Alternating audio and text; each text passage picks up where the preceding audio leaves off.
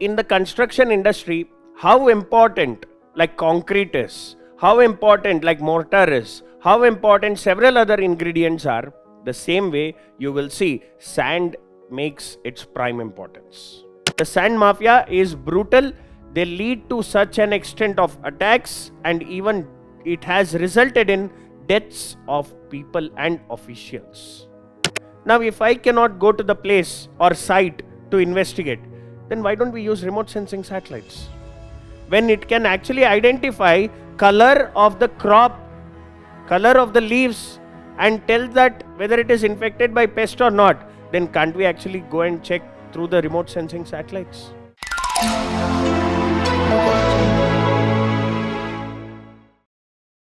Good evening, students. Yeah. Okay. So today we'll be handling two topics. One is related to the illegal sand mining and riverbed erosion in India. So what sort of a crisis and growing crisis it is.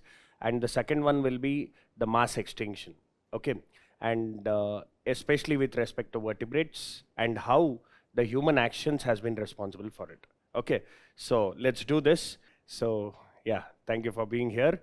And today we will be discussing some critical aspects. Okay, so with respect to how exactly the environment and the socio-economic conditions in the country has been like seen on an issue side, okay, on the negative side, because of the illegal sand mining that is happening, and also the devastating impact that we have on the riverbed erosions. Okay. So you need not write anything, just listen to me. I'll give you the handout. Okay, that will be put on the, as soon as it gets uploaded, it will be there. Okay, so you just listen to me, that's it. Okay, so one thing is when you are listening, make sure that you are very attentive. So that way what happens is there is no need to write.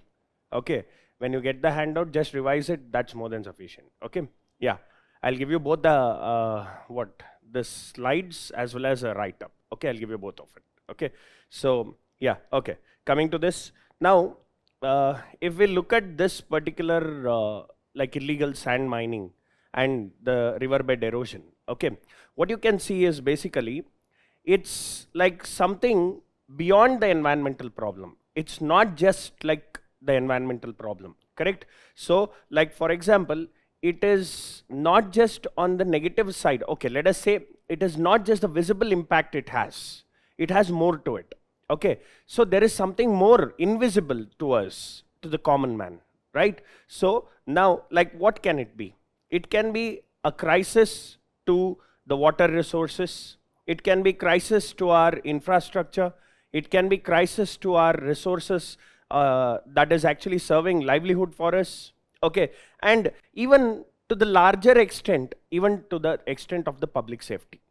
Is that clear? So like here, today, what we will be dealing with this is this details about this particular topic. Okay, and my name is Kasam Suhas, and I'm here, Geography, Environment and Disaster Management faculty at Vision IS. So today we'll be looking into this topic in detail.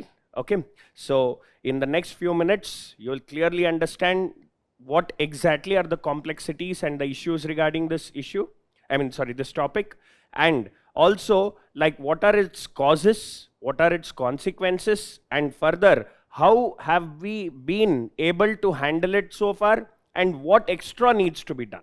Okay, all these things in detail, we'll be looking at it today. Okay, so to start with, okay, yeah, to start with, let us look at this. This is an unseen resource. That's what I have put the heading to this. So basically, let us understand what resource it is. Okay, so firstly, like we need to understand about sand. Okay, so when you look at this sand, you will be astonished to listen about this fact, which is the most utilized resource on the planet. I would want you to tell me, huh? No, most utilized resource on the planet, water, right? Water is the most utilized resource on the planet. What is the second most utilized resource? That is sand. Okay, the second most utilized resource is actually sand. Okay, so now what you can see is just like imagine, take a moment and think about this. What we utilize, like for example, oil, natural gas, and any other minerals, like it can be what we are speaking about, lithium, or like yesterday we had a session regarding the critical minerals, how critical it is to our economy, all these things we spoke about. Yesterday also I told one statement saying that critical minerals are the fuel for the 21st century economy. Okay, that means if we are looking at them so high about the significance of them, then why am I telling this one that sand is the second most utilized mineral on this planet? Okay, so if you look at this, like absolutely that is true. We are looking at a resource that is more utilized than any mineral on the planet except water. I mean, any resource on the planet except water. Is that clear? So now let us understand further about this. Sand is seen as a basement or a foundational complex for the modern civilization. Okay, so like for example, it is the backbone of our construction industry. Okay, it is actually the backbone of our construction industry. So any of you civil engineers or architects here? None of them? Okay, any which ways, but otherwise you know this for a fact that entire construction industry relies on this part, correct? So when you look at this, like in the construction industry, how important like concrete is, how important like mortar is, how important several other ingredients are, the same way you will see sand makes its prime importance. Okay, so like you speak about any structure, the building we are sitting in, or the roads you came on, or like for example the bridges you crossed across, or the offices that you would sit down in the future, or like anything like that, any construction, any infrastructure, okay, is completely dependent on one ingredient, sand. Okay, that's why there is no mistake to address it as the basement essential component or fundamental essential component of today's modern civilization. Correct? Accepted? Right? So further, now like from such big applications to the smallest ones like the glass. Okay, so that is also made from sand. Is that clear? So glass is also actually made from sand. So like this you can see everywhere there is some or the other like role for sand to play. Okay, so now in India, if you look at this, significant portion of the sand is actually coming from the rivers, right? So see, you have riverbeds, you have floodplains, you have the coastal riverbeds or coastal margins, okay, where the natural resource sand is deposited by the action of the agents of erosion through its hard work for a millennium, right? They have worked for like more than centuries to work and to deposit that particular sand, right? So now if I ask you one question, will the river stop doing it? No, it will keep doing it. But just because we are mining more, will it actually increase its pace? No. No, what I'm asking is, इनका deposition जो हो रहा था, let us say 100 units per year. Okay, now because we are needing more of it, so will it actually deposit more? No, that will not happen, correct? So now if you look at this, see, the major problem arises there. Okay, so like the sand extraction is not sustainable. Okay, matlab, how do we define the sustainability? Rate of utilization should be lesser, worst case equivalent to what is the rate of replenishment. Accepted? Yes or no? Rate of utilization should be lesser or equal to rate of replenishment. Okay, only then that is called like sustainable utilization. That is what the goal is SDGs speaking about, correct? So now when you look at this, not just in India, across the world, it's been a big issue that there is no sustainable extraction of this mineral. Okay, so let us look at this. Like basically we need to explore how exactly is this happening, and how exactly is it damaging, and how exactly are we planning to further resolve this issue. Okay, that is something we need to look at. Okay, so here, like, now the next one, see, basically if you look at the further like other aspects, okay, chalo, let me take you to the next slide. Yeah, the other aspects, if we look at what is illegal sand mining, to understand what is illegal sand mining, firstly, like, we need to understand like how it functions, right? Like, for example, if I say sand mining, okay, here government through the, or else through the authority of the land, few people will be given the rights to extract the mineral in, like, limit, both in terms of the area and in terms of the quantity that they can extract. Okay, now when the contract that is taken, let us say I have taken the contract, and now if I start like expanding more than the limit, that is illegal. Okay, without the government permission, let us say they have given for 1 hectare, but I have gone beyond, like expanding it. And second of all, I am running 24/7 in the process of extraction of sand and ensuring that I extract as much as possible. That crosses the limit that is prescribed by the government, right? So that is where you will see that without, or else let us say, the extraction of sand without necessary legal permits or mining beyond the limits, okay, shall actually sort of result in something called as illegal sand mining. Okay, clear with this, everyone? Okay, so now, like for example, this can happen specifically along the rivers, along the coastal areas, along the river beds and floodplains, and also very much in the agricultural land. Is that clear? So this is something that you need to know. It can happen also along the agricultural land. Okay, now in India, sand is classified as a minor mineral. Okay, sand is actually classified as a minor mineral under the MMDR Act of 1957. Okay, so if you look at that, now what exactly does this mean?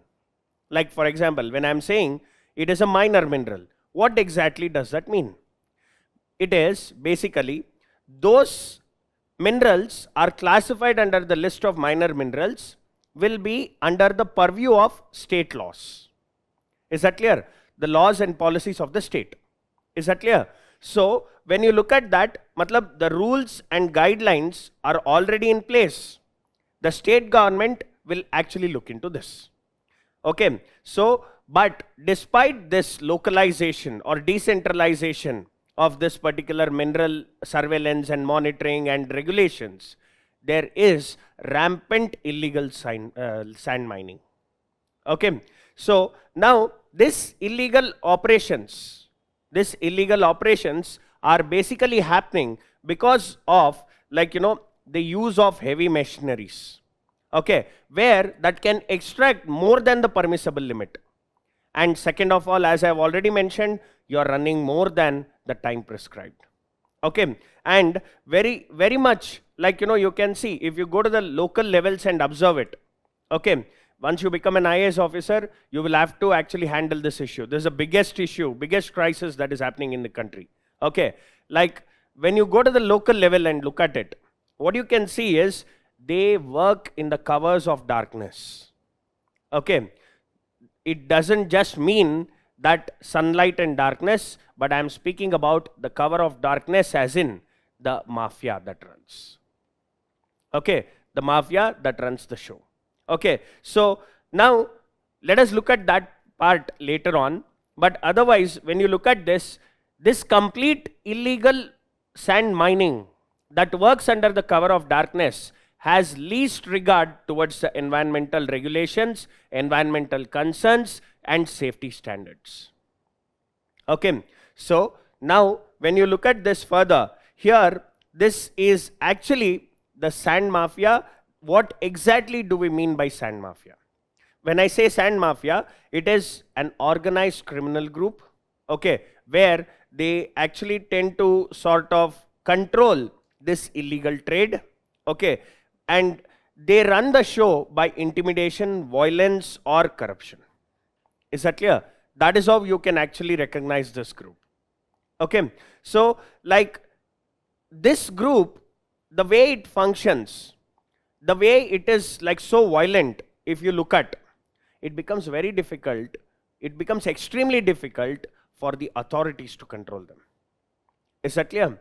So, like if I have to tell you one example, I have a like mentor back at my state who is an IAS officer.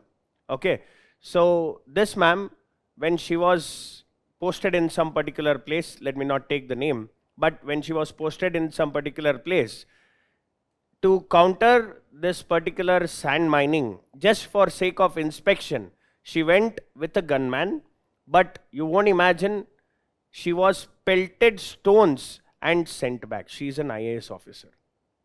Okay, she was pelted stones and she was sent back. This was in the news article also.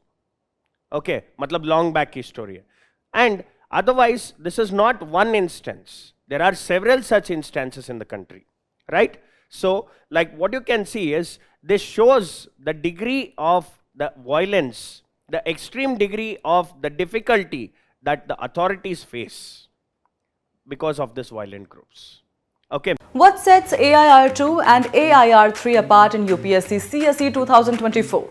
They didn't wait to feel ready. They started smart with the GS Foundation course at Vision IS Delhi.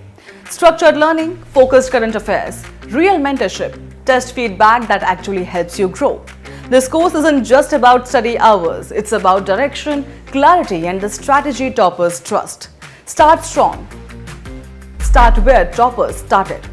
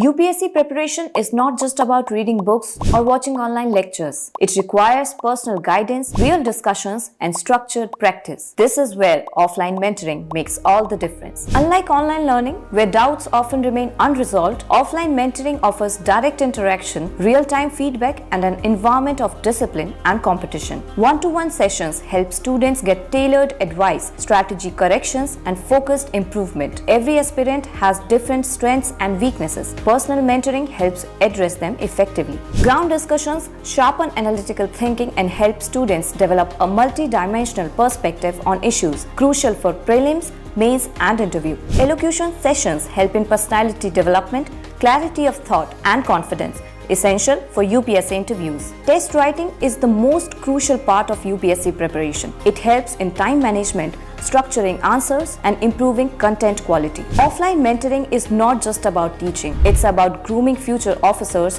with the right guidance, discipline, and confidence. So if you are preparing for UPSC, make sure you have the right mentor by your side. So now, like, let us look at this further. Like, what are the causes that is responsible for sand mining, that is in the illegal format?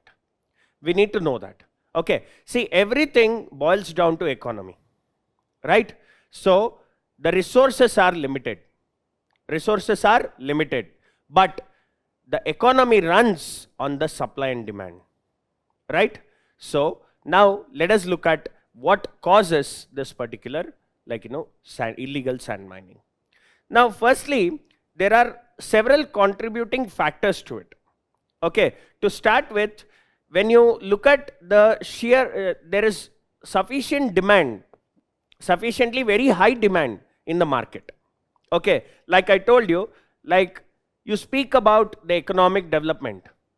Economic development of any country boils down to how exactly the infrastructure is. Let us say roads, let us say like railway network, or let us say like ports, or anything like this. Now you tell me, then are we not using sand in these? Yes, right? Second thing, now you speak about the tertiary sector, or you speak about anything like industries. Okay, and can I say that is again the buildings? For them, do we need sand? Right? So when you look at this, for like any economic growth, for any economic growth, there should be ambitious infrastructure development, and for that there is significant demand for the sand. Okay, not just this. On the other hand, as the population is rising rapidly in India, there is, of course, a demand for infrastructure. When there is greater demand for infrastructure, then obviously the demand boils down to this. Okay, now when you look at this here, like the legal supply is not capable to cater to the needs of it. Is that clear? मतलब मैं क्या बोल रहा हूँ, like जो भी legal limit में आप जाएगा ना सब माइनिंग करने के लिए, वो सफिशिएंट नहीं होगा, क्योंकि इतना ज़्यादा डिमांड है बाहर. ओके, इतना ज़्यादा डिमांड है मार्केट में for the sand, so the legal limits will never be sufficient. Is that clear? And moreover, like that's the reason you can see there is a lucrative market for the illegal sand. Okay, so like this is something that you need to look at the first aspect. Okay, now coming to the second one, here we face several challenges at the regulatory level. Okay, be it the regulations, be it the enforcement. Okay, so when you look at that, here, see, laws are existing. Laws have been existent, but when you look at this, like what you can see is basically laws have been existent, but what you can see is it is in the hands of the states. Okay, when it is in the hands of the states, there is no uniform law, right? Few states may be like weak and inconsistent in application of these laws. Okay, so like in that way, what you can see is when implementation side becomes weaker, then it goes unchecked, or let us say unregulated itself. Okay, so that's why you can actually look at something where that the law enforcement as well as the necessity for the law guidelines both should be on the high standards. Okay, so further, if you look at like another aspect, it brings back us to the same thing, the sand mafia and the corruption. Okay, so when you look at this, there is a significant nexus between the illegal miners and also the corrupt officials, right? So what you can see is like this nexus undermines the enforcement efforts, right? This nexus shall always undermine the enforcement efforts. That is something you can see. Matlab, it can be for monetary gains, it can be for any other gains, that there is always from the corrupt official side, there is always a lenient stance on these illegal miners. Okay, so further, like if you look at this, if they are not, okay, chalo, let us say the corrupt officials if we replace with honest ones, then can't they control it? Of course, there is threats, there is violence. Okay, so what you can see is this shall actually make it very difficult for anyone to stop it unless there is very good support from the government. Okay, and further, like you can also see there is one more aspect. If like it is very difficult that side, then can't we reduce the demand? No, we cannot reduce the demand. So what is the other choice? There is one more thing that is called like the manufactured sand. Okay, that is actually the manufactured one, synthetic sand. Okay, that is not actually coming from the riverbeds, that is coming from the industries. Okay, that's a very good alternative. Okay, but what you can see, it is not available readily. Okay, so when you want it, it doesn't have sufficient availability. Okay, and another thing is like when you look at that, it can be like not just the manufactured sand. There are several places where across the world they are using recycled aggregates as a replacement to the sand. But now you can see that recycled aggregates are also not available in sufficient quantity. Okay, so looking at these things, what you can see is now there is like there is no better alternative. So the pressure on the natural resource will be living in the same standards, will sustain in the same level. Okay, so when you look at this further, now finally, like you can also see, what about this poverty and unemployment? Okay, so now this poverty and unemployment generally will be in the regions which is very much impoverished, right? So like for example, illegal sand mining, if they can give some money to the unemployed people, then of course they turn a blind eye towards the issue. Correct? They would actually not like sort of report it, right? They would not actually sort of, when they are getting the benefit, they don't do it, right? So basically you can see that it becomes a source of income, and also like the local communities would get their livelihood opportunities from the illegal sand mining. Okay, so that's the reason you can see the causes build up the issue to this extent. Is this clear? समझ में आया इतना? Okay, chalo, let's go further.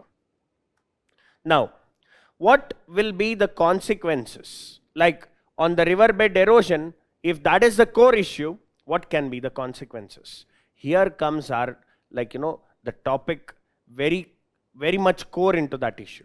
Okay, so now let us look at some of the most direct and damaging consequences.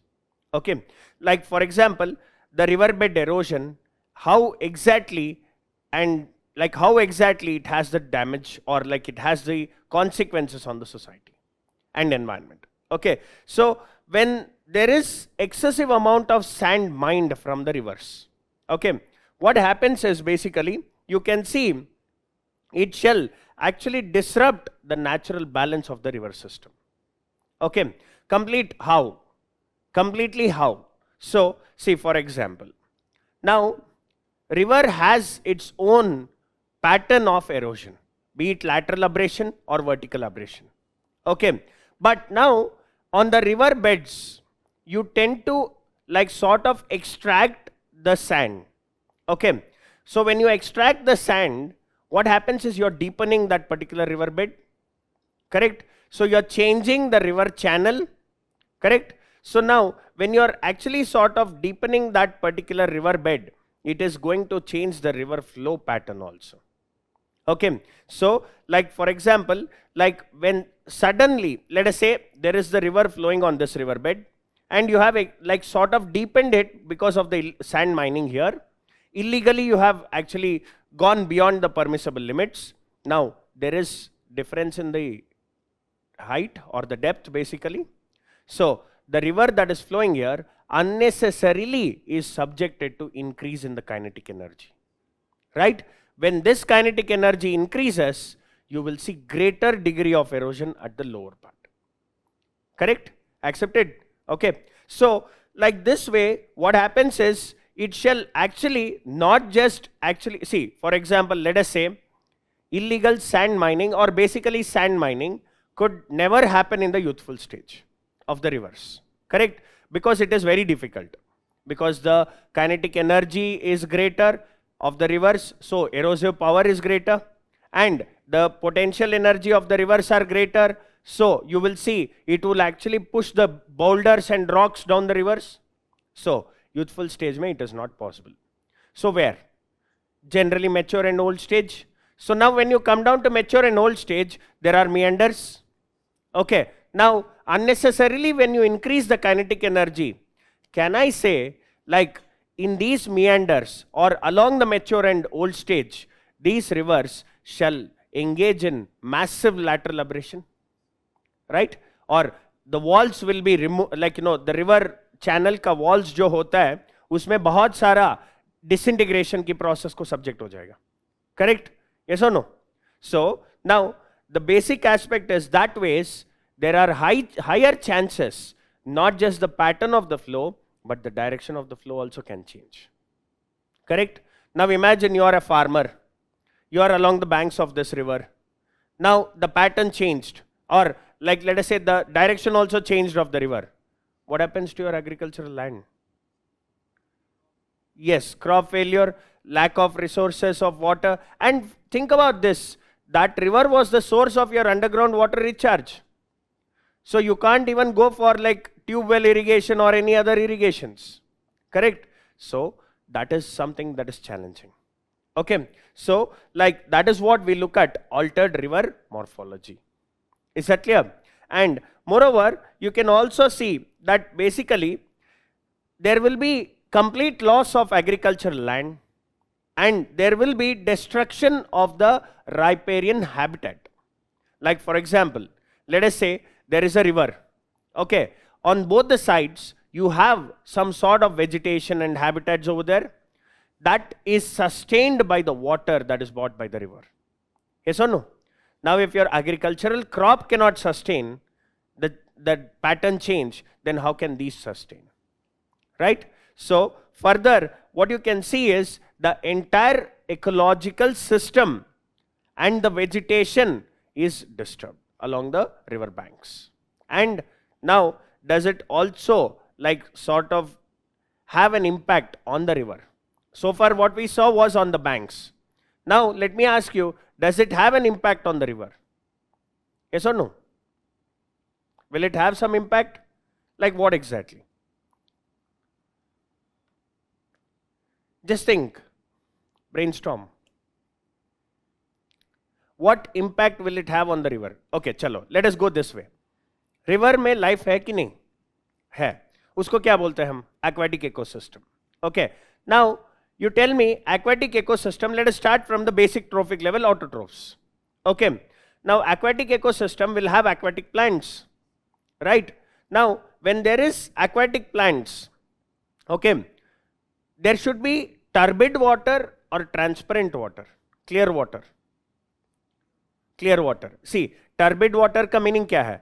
जब आप उधर sand mining करते हैं ना, so sand gets loosened, so it gets mixed with the water, it becomes muddy.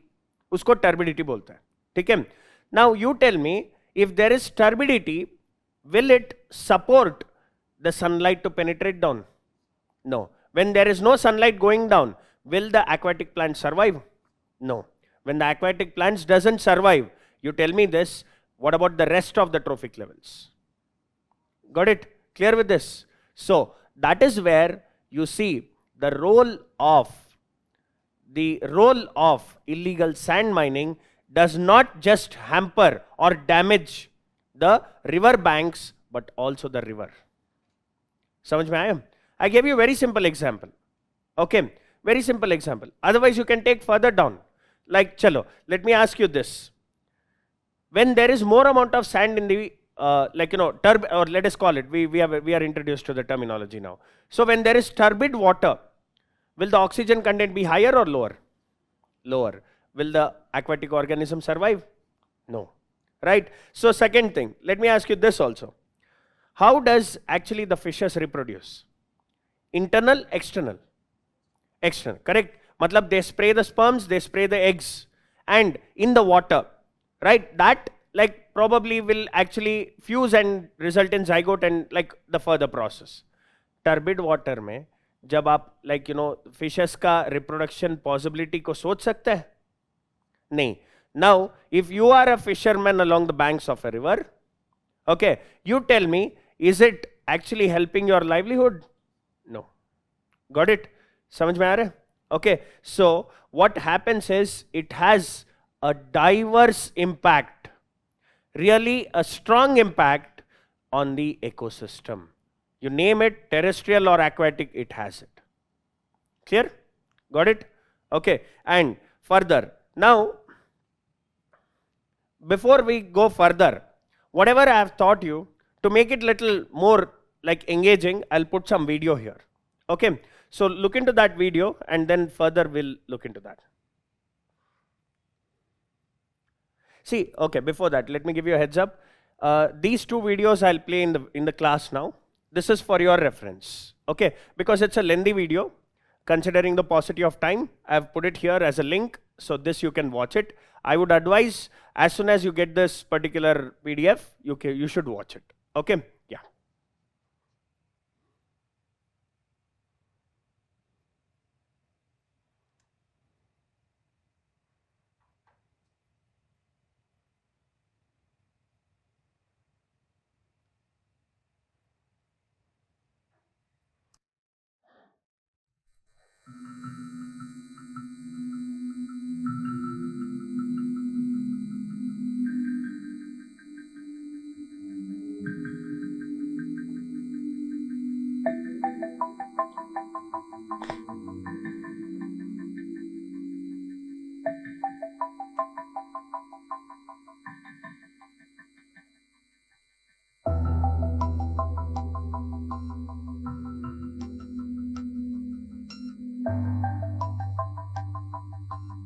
In past, there were 13 species of Schizophorecus, which we called a kosher gourd. But now, in present, there are only 5 species. 8 species got extinct. Illegal mining of sand or gravel from the Now riverbed, observe the it level causes the destruction of at the habitat. borders. It destructs the breeding as well as feeding grounds of the fishes.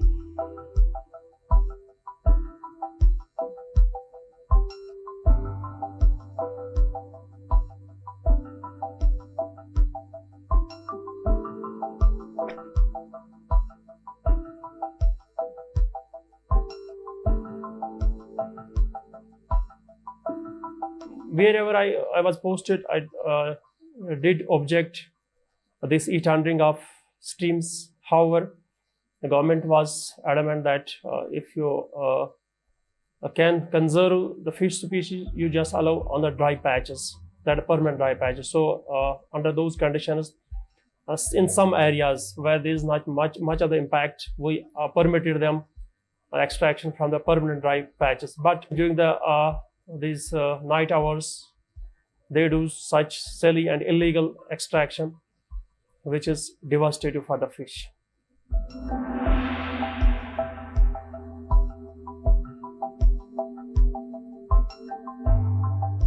आज 10 crore 8 crore 8 kilo तो मुश्किल में दोस्त की चाह हालात में दरिया इस बात सर अनकरीब टाइम में दरिया हालत सर कि ड्रेनेज हालत से तमची हालत से या बोल इंसान बुलबुल अगर आवे सिकदे त्रेश दरिया हालत खराब तो आब तो काम गसन पलोश से यथ में जात रहो गोच डिस्पोजल खाना आधा अगर गड़ का तीन दरिया हालत खराब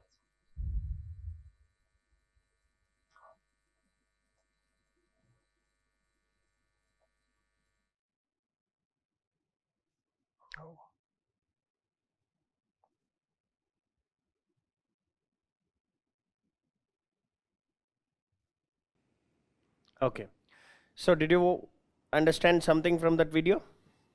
What we discussed was the same thing, right? See, like you have, it's always interlinking of the subjects in your exam.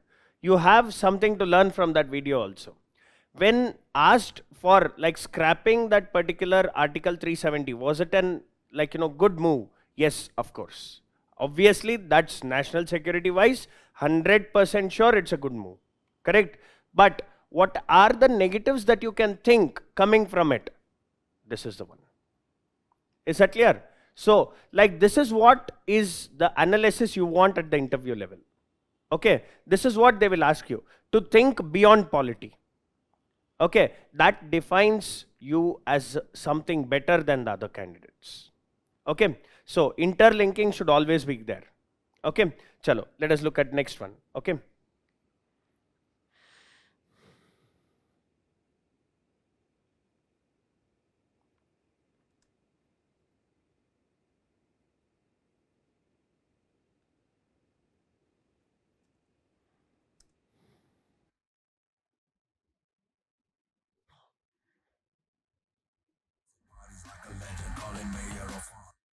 Okay. The 100-year flood is called Prelay.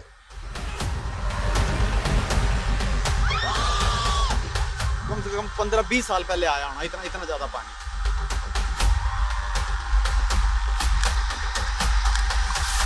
Filled और सैंड माइनिंग का सीधा connection है।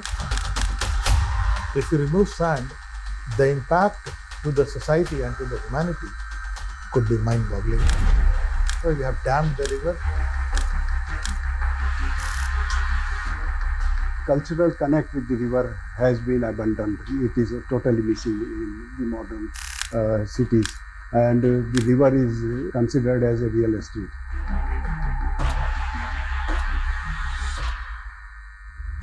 This and more streaming on world's first news OTT. So you saw this video, right? In this video, actually what you should actually know is, last year what we had in Delhi, the one of the strongest or one of the most biggest flood in the history of Delhi, was also because of the illegal sand mining across the Yamuna. Okay, like if you ask me what percentage should we contribute to this particular cause, I can say more than 50%. Okay, that is one of the strong impact. Okay, so that was the same thing that it was looking at.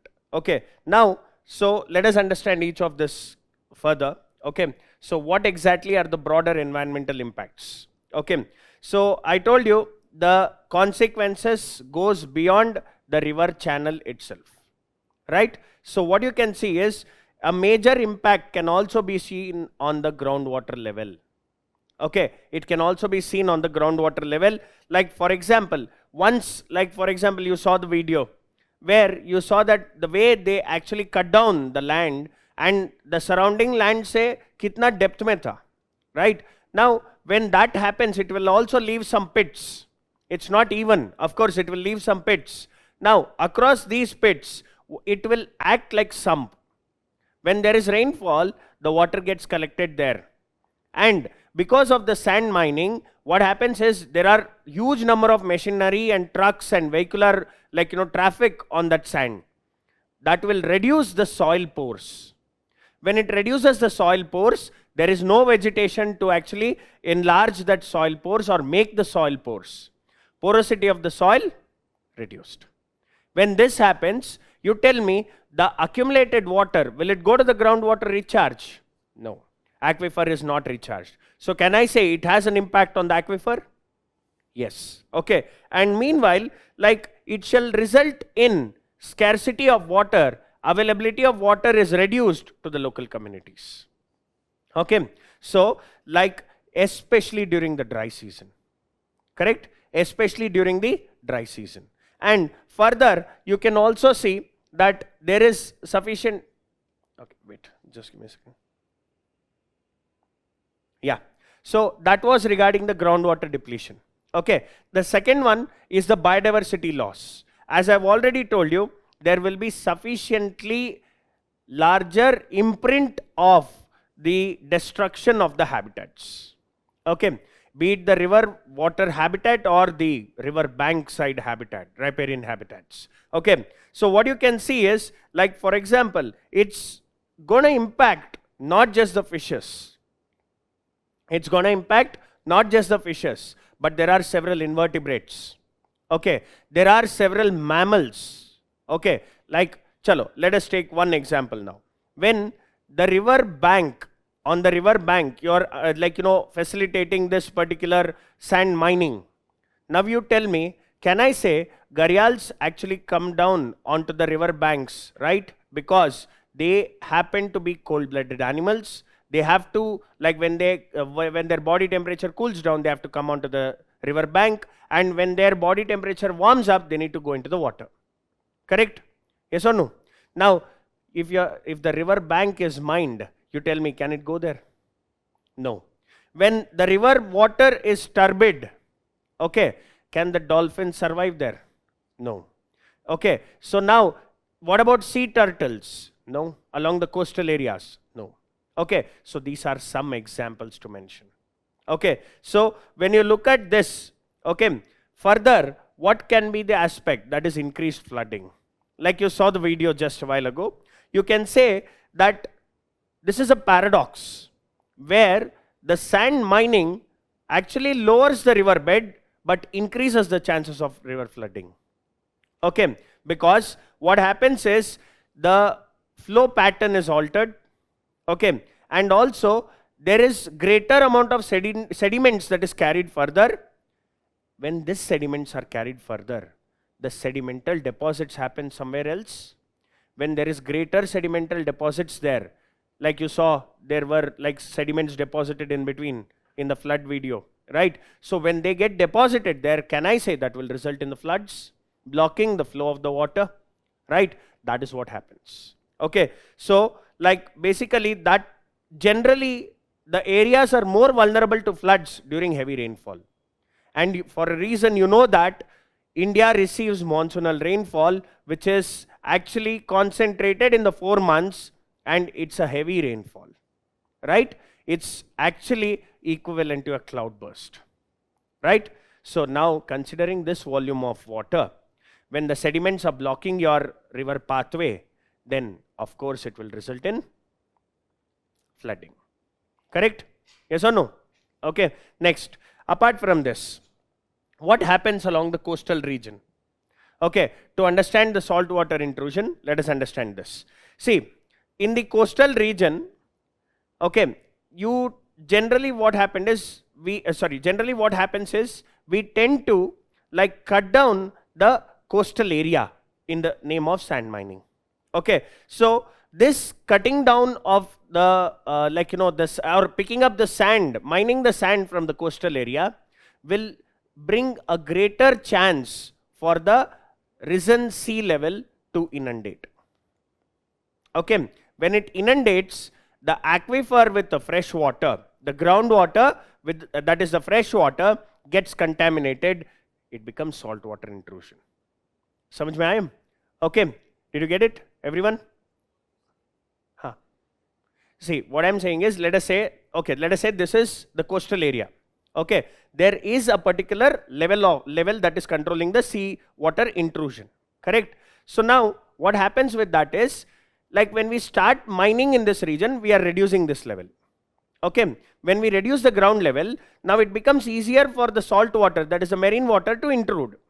When it intrudes here, this water percolates down into the recharge. That is actually resulting in salinization of the aquifers. Inundation is approaching onto the land, forcefully coming onto the land. Okay, aisa socho, there is cyclone, there are winds that is strong, there will be storm surges. Okay, ye jab pani aata hai na, that will actually like come with greater force and inundate into the land. It forcefully enters the land, entering. Okay, usko inundation bolte hain. Yeah, is this clear? So now that ways you can see. Okay, chalo, let us equate it to one example now. In India, which coast has greater amount of sand deposition? East coast or west coast? Eastern coast. Yes, eastern coast, because majority of the rivers drain into Bay of Bengal. Accepted?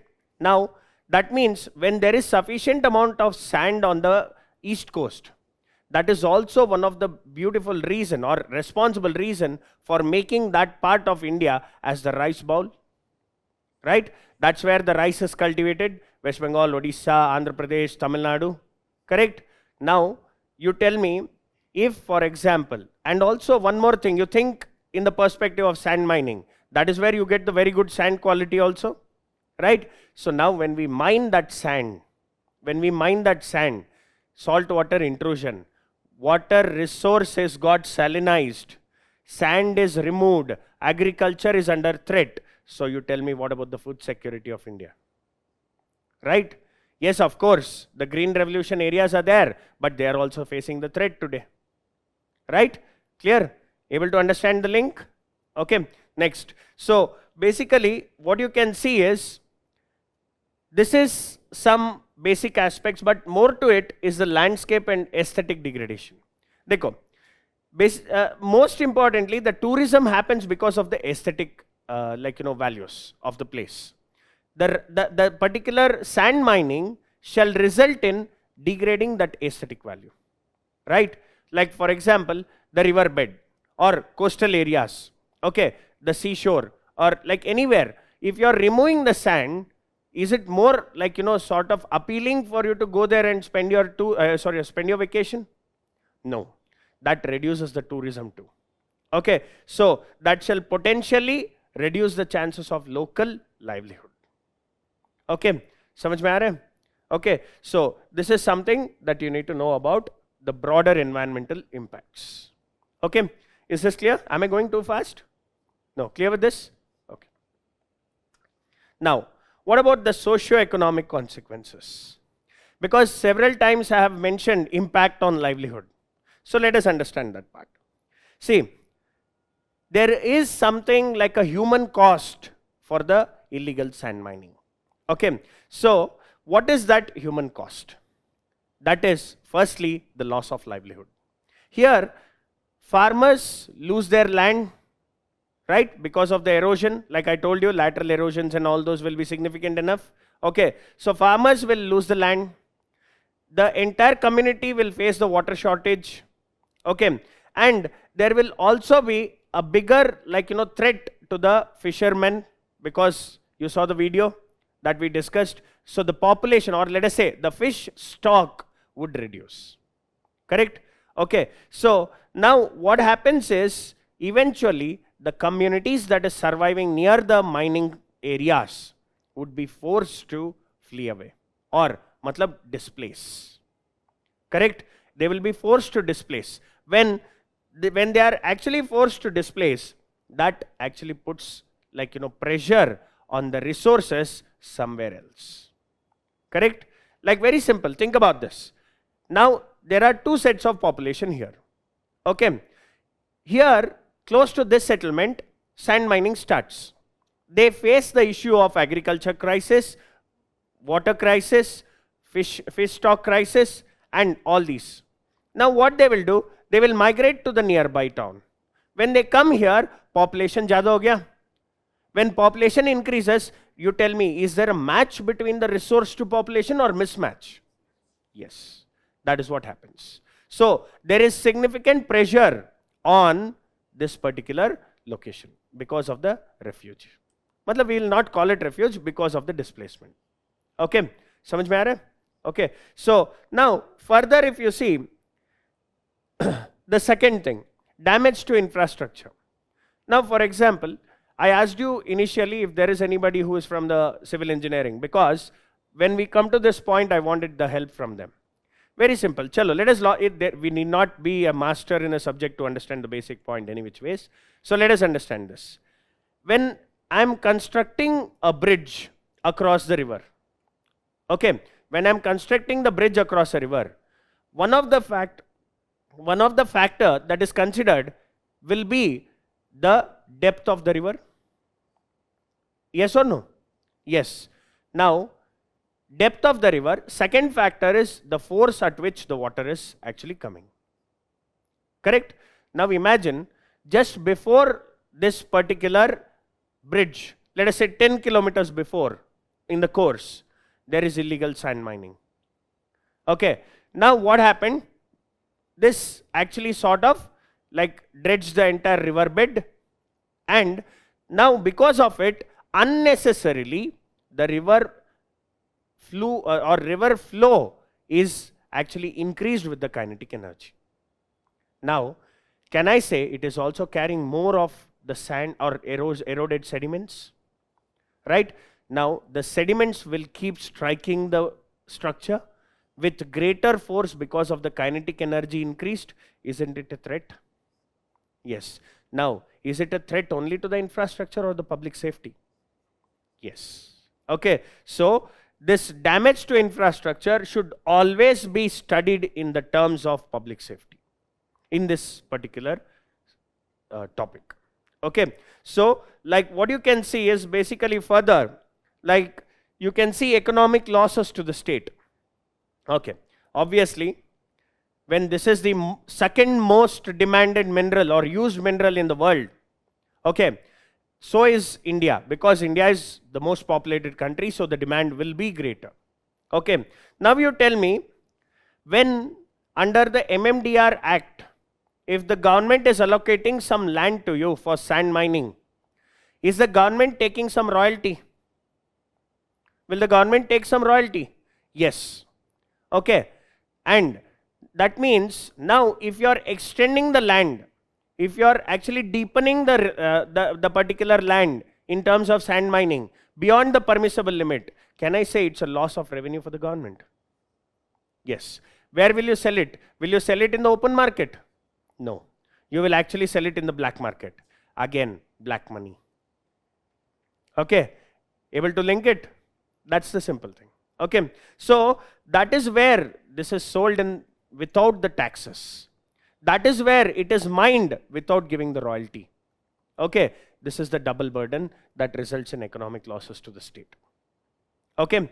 And further, what you can see is this is going to put extreme burden on the public exchequer. Firstly. Second of all, the damage to infrastructure, the damage to the ecosystems, for it to restore, it is the same public exchequer that is going to put the money. Double burden. Direct burden plus indirect burden. Got it? Okay. So now what happens is basically that it is not just an economic loss to the state, but economic expenditure to the state too. Okay. So that is the thing. Next one, social conflicts and violence. So here, this particular issue of illegal sand mining is very significantly marked with the violence and social conflict. I gave you an example of an IAS officer. Okay. So apart from that, like when you look at this, the sand mafia is brutal. Okay. The sand mafia is brutal. They lead to such an extent of attacks, and even it has resulted in deaths of people and officials. Okay. So like it can be any environmental activist, it can be journalist, it can be someone who is from the government. But it has significant numbers of it. You can search on the Google for that. Right? So now that's one of the important aspect that is actually symbolizing the degree of violence and social issues. Okay, conflicts. Okay, next, health hazards. Very simple. Wherever you see this particular mining happening, not just for sand mining, any mining for that matter, of course, the residents will not be having the benefit of good quality air. Correct? And good ambient sound because of the machinery that is present there. Right? So there is significant noise pollution because of the mining operations and transportation. Now it runs 24/7 in the day as well as in the night. So you tell me noise pollution is persisting there. Right? Okay. So apart from this, like you can also see, it shall result in like basically a sort of the water pollution too that we have already looked at. Right? Be it groundwater or the river water. Okay. So that is something that you can see. So these are some of the socio-economic consequences that you look at with respect to illegal sand mining. Okay. So next one.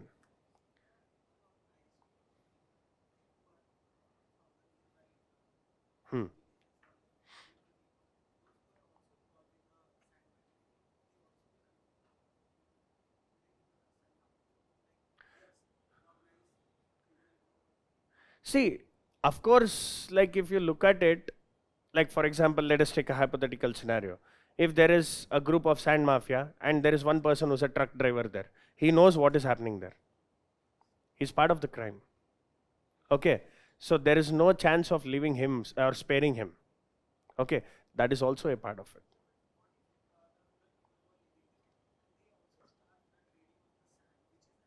That is very, very commonly done. That is very commonly done. Okay, that is very commonly done, and that's the reason you can also see the prices of the sand skyrockets. Okay, so that is very common. Okay, yeah. Next, okay, so let us look at some of the case studies here. Okay, so we have already seen the Yamuna River ka video, we saw it. We saw about the Jammu and Kashmir video also, River Jhelum. Okay, so, but otherwise, let me actually take you through a couple of these examples. Okay, this was in news in the recent, like if you take past 3 years, these were in the news.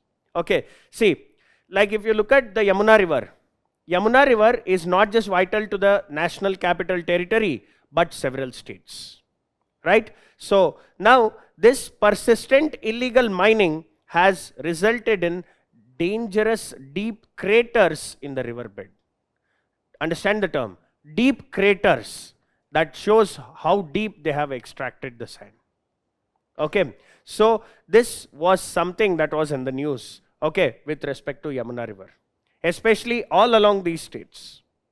Okay, it can be Haryana, UP, Uttarakhand as well as Delhi. Okay, and further, the second one is Tamil Nadu. Tamil Nadu has been historically like identified for the struggles it has been facing with respect to this rampant illegal sand mining. Okay, so what you can see is it had led to significant environmental damage, especially along the river basin Palar. Okay, there's a river called Palar River. Along the Palar River basin, there has been significant environmental damage.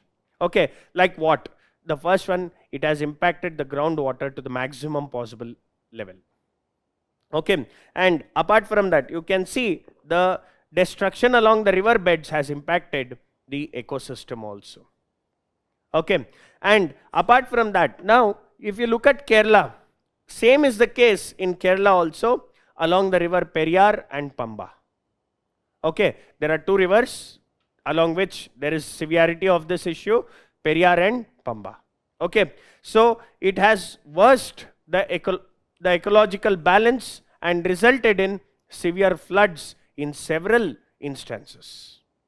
Okay, and further, if you look at Madhya Pradesh has one of the, like in the top 5, if you classify, Madhya Pradesh stands in the top 5 with respect to the cases of illegal sand mining and organized criminal violent activities. Okay, so like it has not just the environmental degradation, but a greater degree of social issues in that region. Okay, and further, like most recently, if you look from the reports of Jammu and Kashmir and the video that we saw, what you can see is all along the tributaries like the Doodh Ganga and Firozpur Nala, okay, is actually causing the natural springs to dry up, okay, because these illegal sand mining has been threatening the existence of those natural springs. Okay, so not just that, irrigation is threatened, fishing is threatened, several other aspects are also considered under the issues. Okay, so this is what you can actually see. These are just few examples that we can illustrate from, like, our country, but there is nationwide so many problems, so many issues arising from the illegal sand mining. Okay, so further, let us go to the next slide. What exactly are the government initiatives to curb this illegal sand mining? Now, when you look at this, the severity of the issue is recognized by both the central and the state governments. Okay, and what you can see is even they have been taking steps to like sort of address this illegal sand mining. Okay, like for example, there exists a legal framework, that is the MMDR Act, Mines and Minerals Development and Regulations Act, okay, which empowers the states to implement mining and prevent illegal extractions. Okay, but what you can see is, like many a times, environmental clearances for the mining projects and also the guidelines with respect to sustainable sand mining, or like enforcement of it and also like monitoring of it, is not happening. Is that clear? So to be very specific here, anything that comes as the guidelines for sustainable mining, or anything that comes as the environmental clearances for the mining projects, or even monitoring guidelines, everything is in place. Matlab framework is intact, very strong. Implementation side, it's not happening. Is that clear? So that's where I said, even UPSC once asked a question in essay which said, what is a bigger, I mean, I'm not able to recall the exact statement, but what it said was, is it the implementation or the policy formulation a bigger negative, okay, a bigger threat in terms of development? That is something was asked.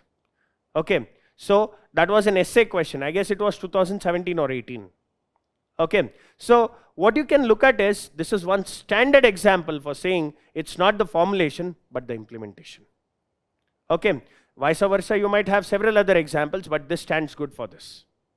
Okay, and further, what you can see is, these guidelines will actually require the district survey reports. Matlab, iska kya hai? District officials should go to those places, assess them, make a report and submit it. Okay, now you tell me, it is sand mafia, brutal sand mafia. The violence, can the district officials tolerate it? Okay, so that is where another important issue comes up. Okay, so like what happens is, now we need to actually go with that particular, like, you know, sort of better safety for the officials. That's when you can actually implement all those that is formulated. Okay, and further, like you can see, what is the other option? Technological intervention. Now if I cannot go to the place or site to investigate, then why don't we use remote sensing satellites? When it can actually identify color of the crop, color of the leaves, and tell that whether it is infected by pest or not, then can't we actually go and check through the remote sensing satellites?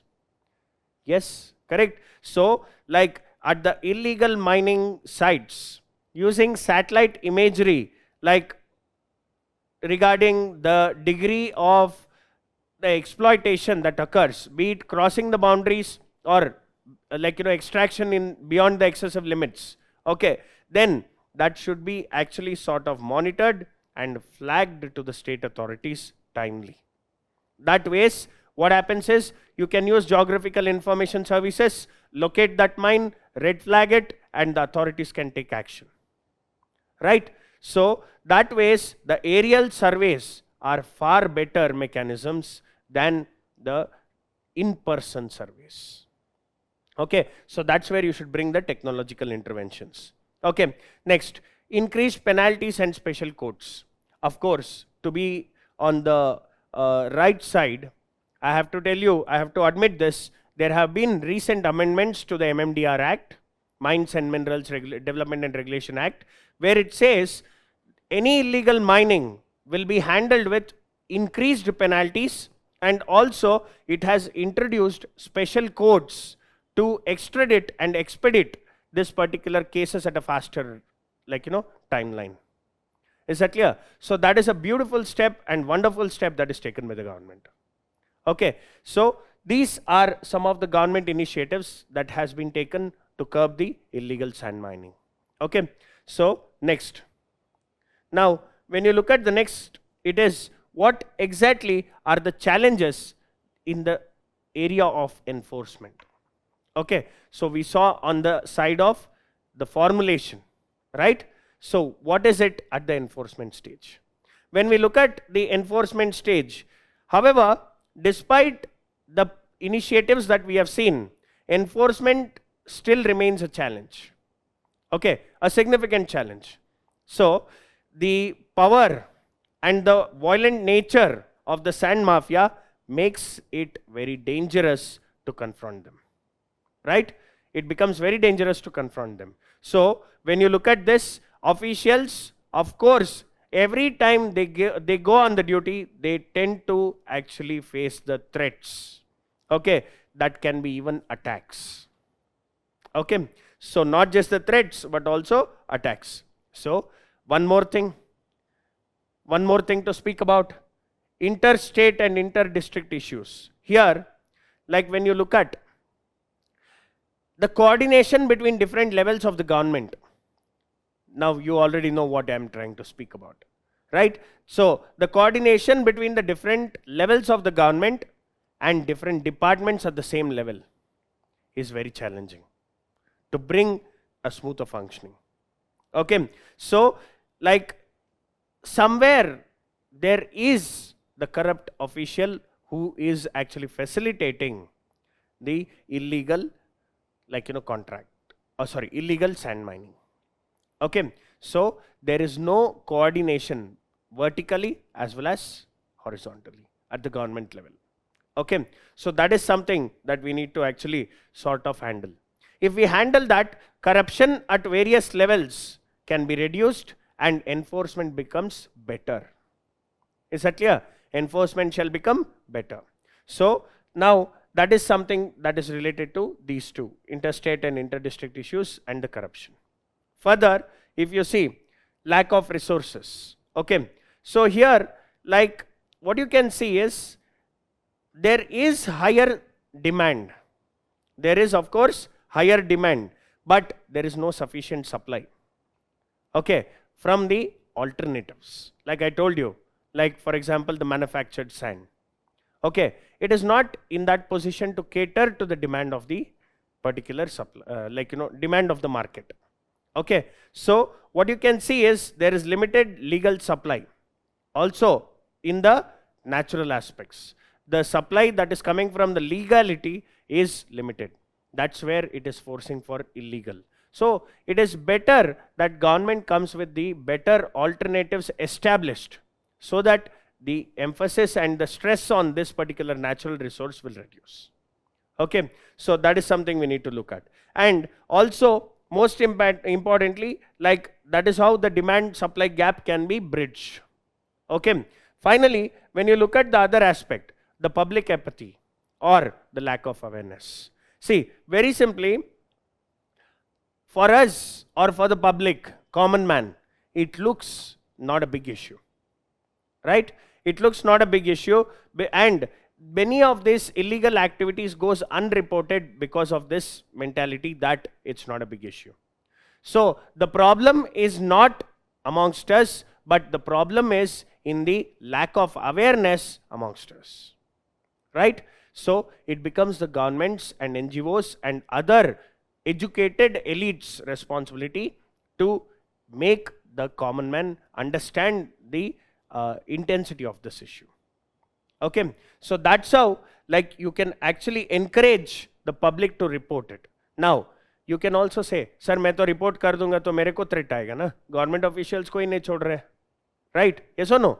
So when that is the case, then make sure there is an anonymous way of reporting it, right? There should be an anonymous channels that is considering the public safety, where where if they report, they are still safe, okay. So that is something that you can look at, okay. So this is about the challenges in the enforcement.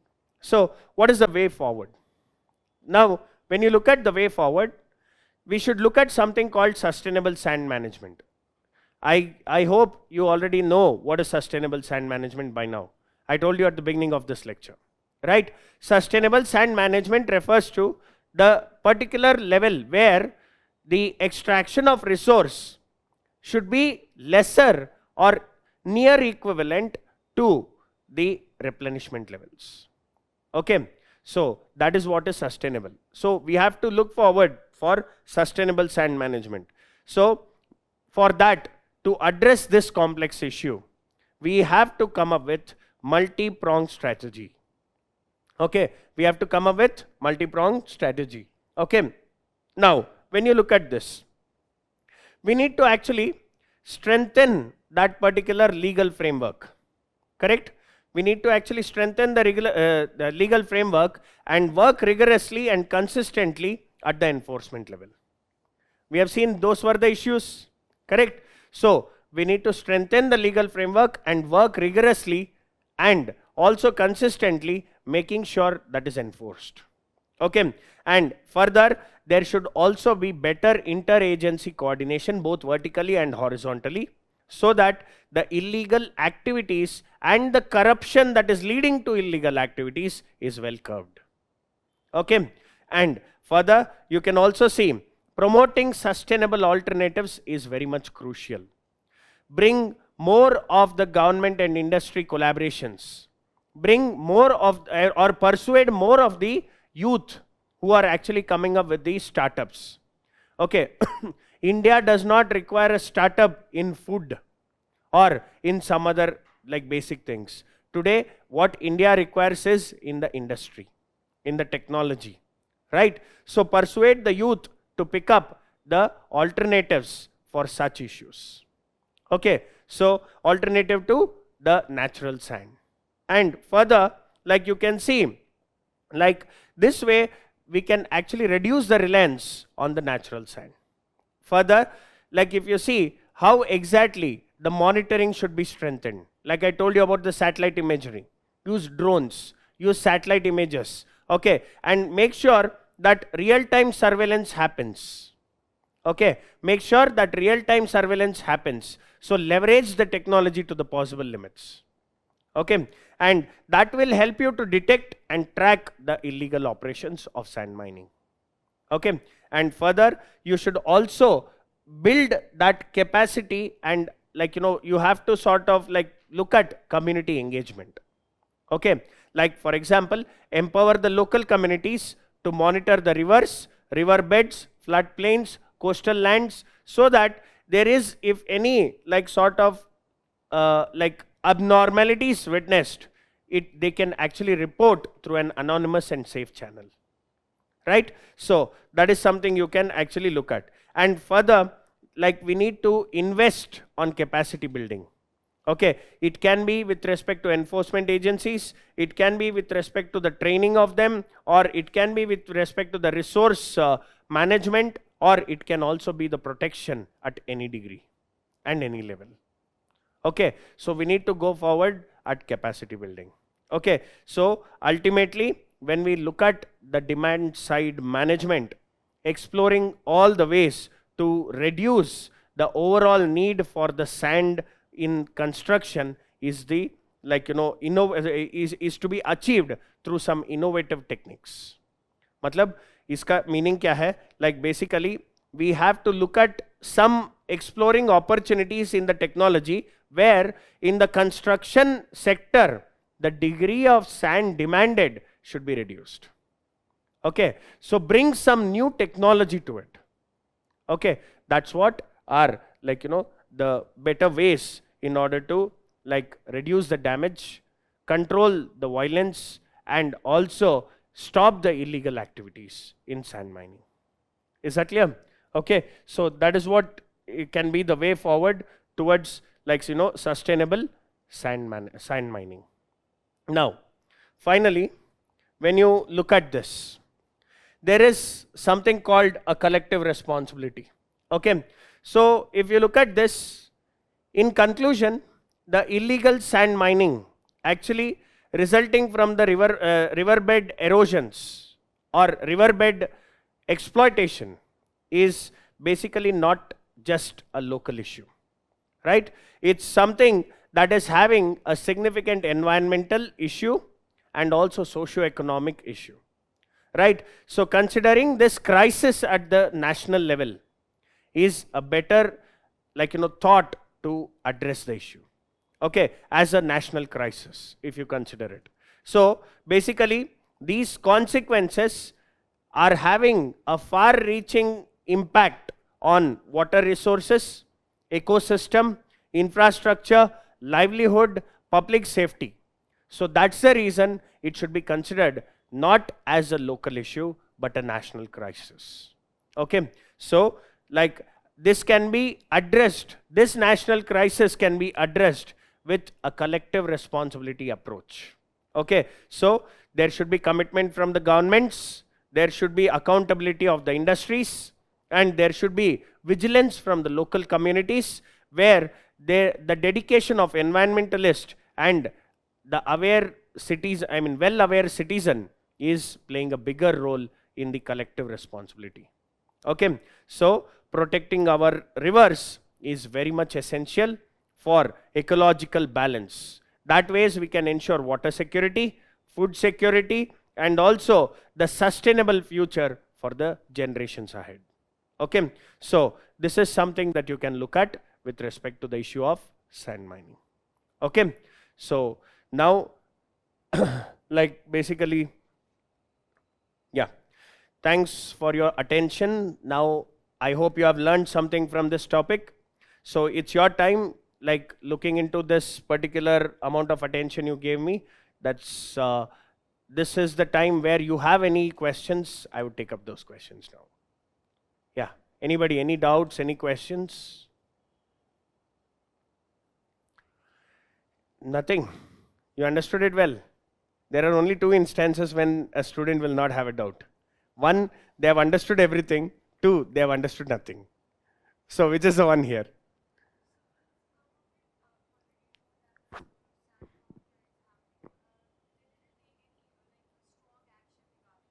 No, I did not say the government is not taking the strong action. What I'm trying to say is, government has all the guidelines, all the, like, formulation side very strong and intact. But there are certain things, like for example, it is considered a minor mineral. Okay, so it comes under the state purview. Now you tell me, how can the guidelines of like UP be similar to Tamil Nadu, or like Bihar be similar to Maharashtra, or Rajasthan be similar to Andhra Pradesh, right? So it cannot be. Okay, second of all, like you can see, even if the enforcement, even if the formulation side is strong, okay, on the papers it is very strong, but at the ground, enforcement is weak. Okay, you cannot blame like outrightly with respect to the government, okay, because there are two forces that is actually acting for the weak enforcement levels. One, corruption. Two, threat and violence by the sand mafia. Okay, so they have not spared the big level officers like even IAS and IPS. Okay, so considering that, there is of course some issue that is to be strengthened, that is to be addressed through strengthening, like basically capacity building. Okay, yeah. Any other doubts?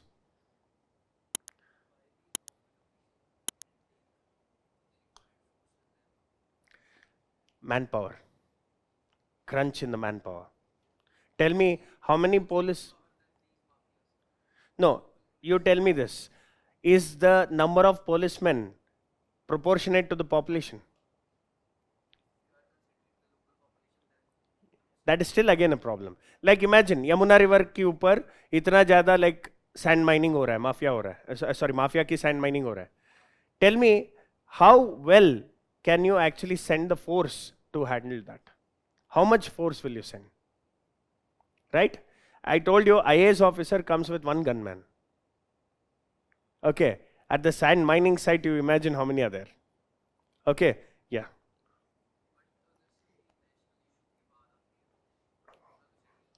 There should be a result. Yeah, of course, there should be a result regarding this issue. I mean, there should be a solution to this issue that comes with a strong action. Okay, that strong action in India, what happens is several issues are well resolved after a big crisis. Okay, so wait for the time. Yeah, any other doubts? Yeah. Same issue. Quarrying के बारे में बोल रहे हैं ना आप? Yeah, the same issue it is there. Okay. Any other doubts? State. Again, the question comes, state is the authority. Okay. Now you tell me, can I bring CRPF? No. Okay. So that is again one more issue there. Okay.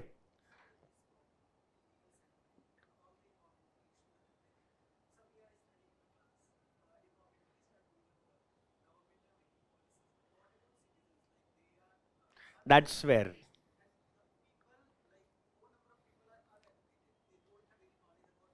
Yes. That's where I will tell you. I told you it is very important to actually break that public apathy.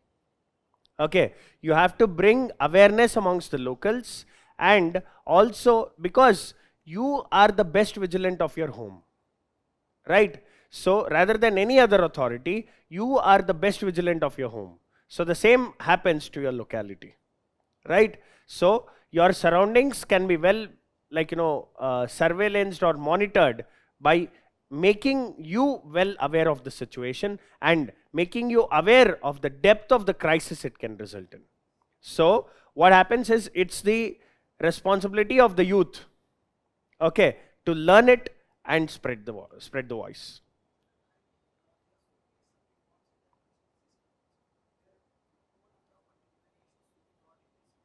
Yes, yes. Very true. 100%. That's a good thought. Actually, that should be done, because what happens in the education system is generally it is more stagnated with the static portions rather than the dynamic aspects. Okay, that is some good thought. Okay, you can actually conclude saying it. Okay, yeah. Is that clear? Done? Okay.